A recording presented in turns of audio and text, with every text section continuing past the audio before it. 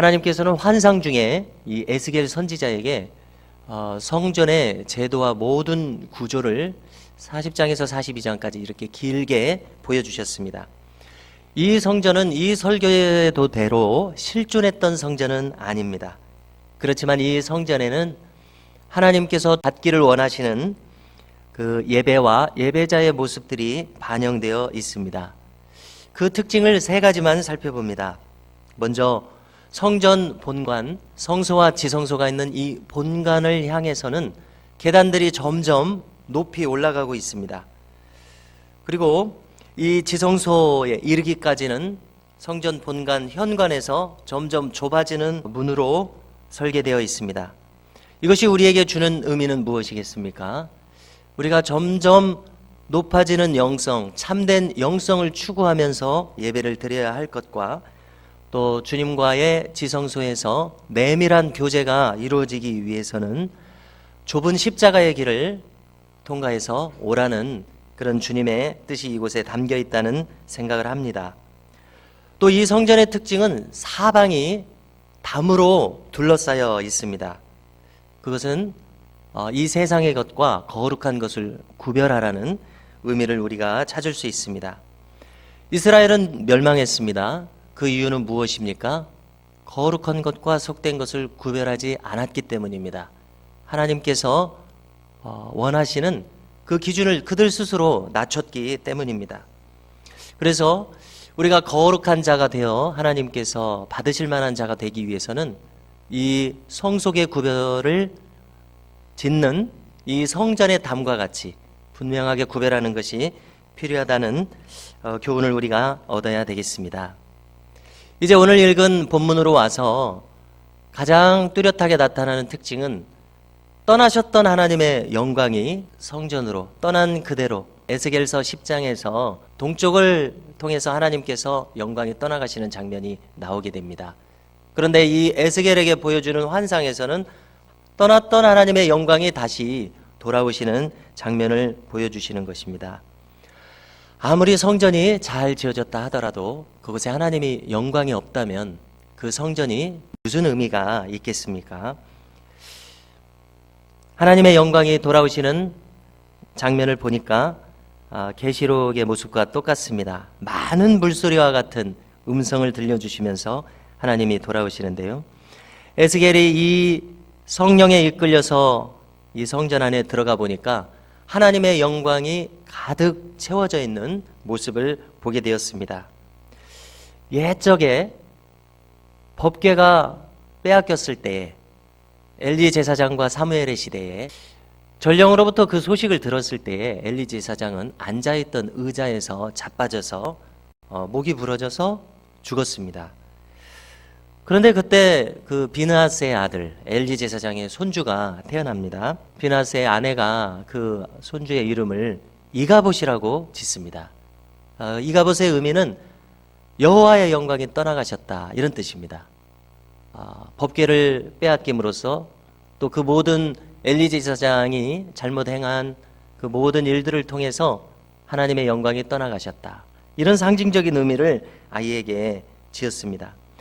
성경에서 볼 때에 참 슬픈 장면 중에 한 장면이 이 장면이라고 생각합니다. 자, 그런데 우리가 이와 같은 장면으로부터 무엇을 소망하게 됩니까? 하나님의 영광이 항상 우리에게 머물러 있는 것을 우리가 생명과도 같이 추구해야 되겠구나 하는 소망을 품게 됩니다.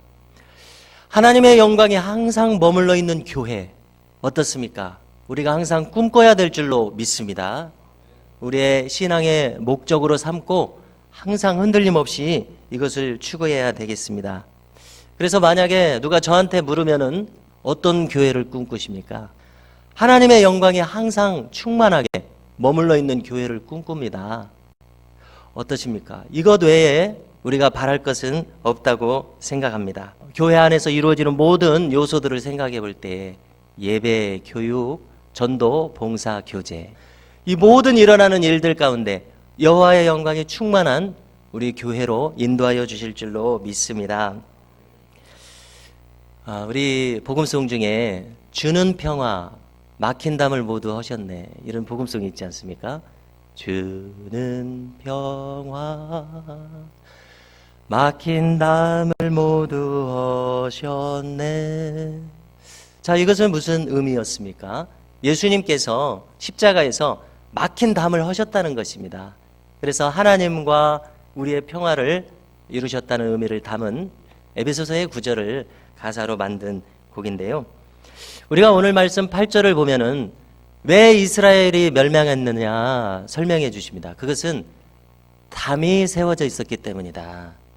이스라엘 백성들과 하나님 사이에 이 막힌 담이 세워져 있었기 때문이다. 이렇게 설명하는 대목입니다. 자, 8절을 한 번 더 읽으시면 좋겠습니다. 시작. 그들이 그 문지방을 내 문지방 곁에 두며 그 문설주를 내 문설주 곁에 두어서 그들과 나 사이에 겨우 한 담이 막히게 하였고 또 그 행하는 가증한 일로 내 거룩한 이름을 더럽혔으므로 내가 노하여 멸망시켰거니와. 아멘. 이스라엘 멸망된 영적인 이유를 지금 밝혀주셨습니다. 그들 스스로 하나님은 저쪽에 계시고 우리는 우리 하고 싶은 대로 하겠습니다. 담을 세워버린 것입니다. 거룩한 것과 속된 것에 구별을 두긴 했지만 자기들 좋은 쪽으로, 다시 말해서 하나님의 거룩을 향해서 장벽을 쌓고 자기들 스스로 타락하는 길을 갔던 것입니다.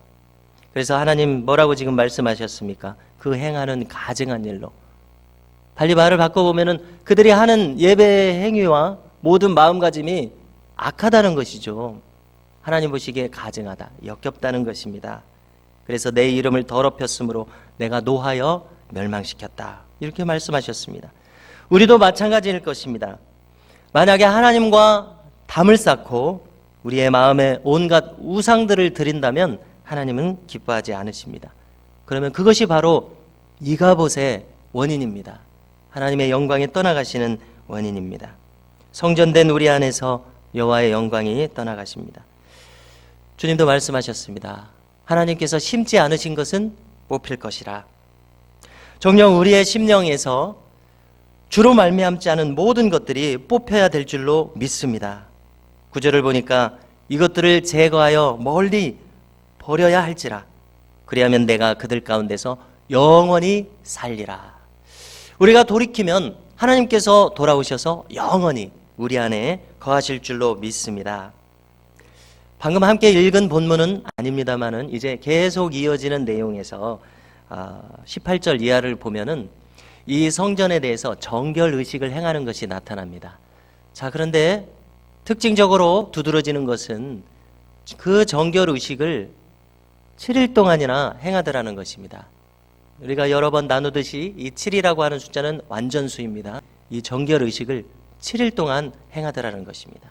자, 이것은 무슨 의미겠습니까? 번제가 드려지는 번제단을 7일 동안 온전히, 철저히, 완전히 깨끗하게 하겠다. 이런 의미가 아니겠습니까?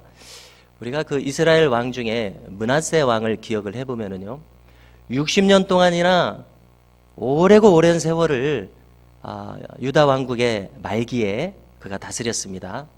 그런데 그는 이스라엘에 있는 모든 우상들을 전부 다 드린 왕이었습니다. 그 뒤에 10년, 20년, 3년 짧게 다스린 왕들에 앞서서 온 이스라엘을, 유다를 우상으로 물들인 왕이 바로 그 왕이라는 생각을 늘 합니다.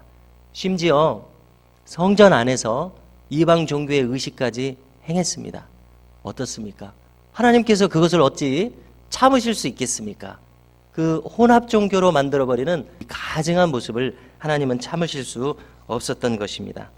그러므로 이렇게 더럽혀진 성전을 온전케 하여야 할 절대적인 필요성이 있습니다. 만일 우리의 예배가 하나님께 도달하지 못한다면 그것은 과거에 하나님께서 기뻐하시지 않는 그런 찌꺼기들 때문이라고 생각합니다.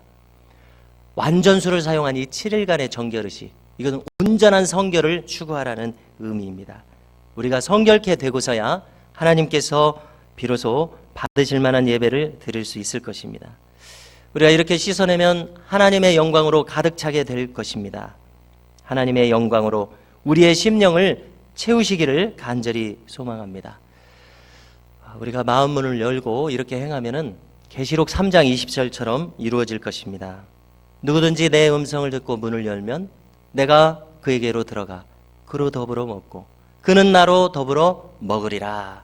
이 약속의 말씀처럼 충만하고 풍성한 여호와의 영광이 우리의 심령에, 교회에, 가정에 충만하게 임하시기를 간절히 소망합니다.